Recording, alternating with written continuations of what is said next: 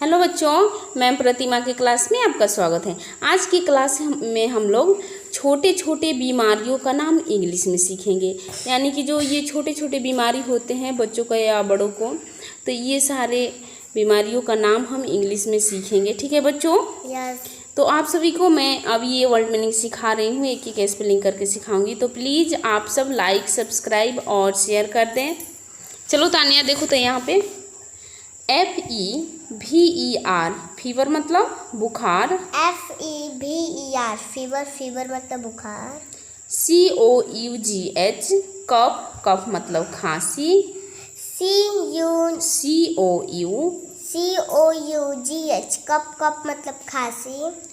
COLD cold मतलब जुकाम। COLD cold मतलब जुकाम। ITCHES इचेज मतलब खुजली। ITCHES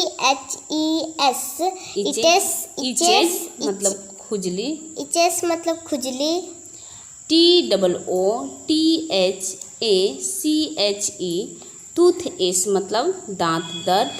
TOOTHACHE टूथ एस मतलब दांत दर्द। अब यहाँ पे देखो बच्चों, इसके आगे बताते हैं LEPROSY लेप्रोसी मतलब कोठ।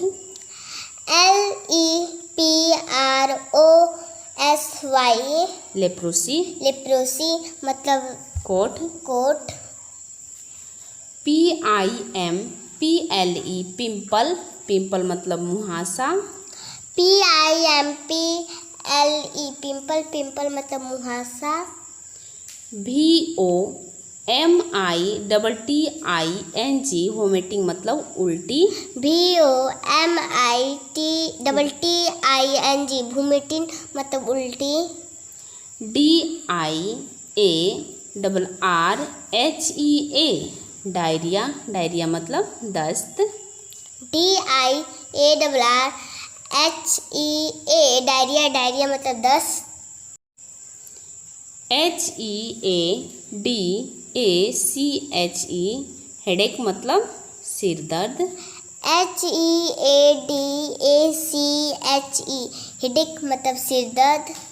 अब इसके आगे देखो बच्चों, CHOLERA कोलेरा मतलब हैजा। CHOLERA कोलेरा मतलब हैजा। देखो बच्चों, ये सारी वर्ड मीनिंग एक बीमारियों का सब नाम है इंग्लिश में।